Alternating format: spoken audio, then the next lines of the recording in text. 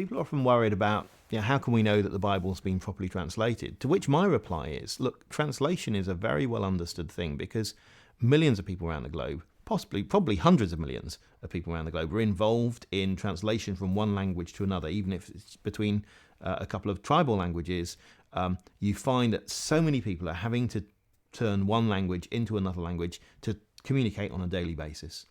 And when we're dealing with Bible translation, we're not dealing with anything that isn't understood. Greek is a well-documented ancient language. Hebrew is a well-documented ancient language. There's been a continuous tradition of knowledge of Hebrew amongst the Jews since the time of the Old Testament. So we're not talking about something that's obscure. And in fact, you can get lots of software that will actually help you see stage for stage every bit of the translation. So it's not particularly obscure.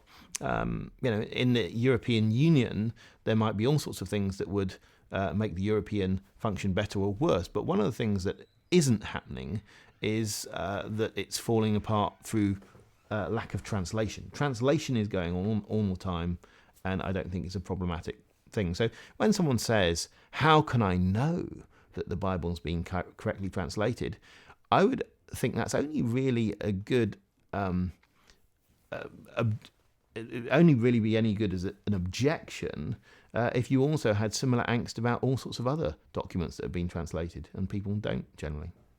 So translations that people use in churches today are almost all made from the original languages. That's from Greek and Hebrew and Aramaic, not from Latin. A while ago, it was the case that people had translations that were made from Latin. So it went from Greek to Latin to English. But since the days of William Tyndale, people have started translating from the original languages, which I think is far better to cut that step out. So people shouldn't be worried when they're reading a translation today that it's come through several steps.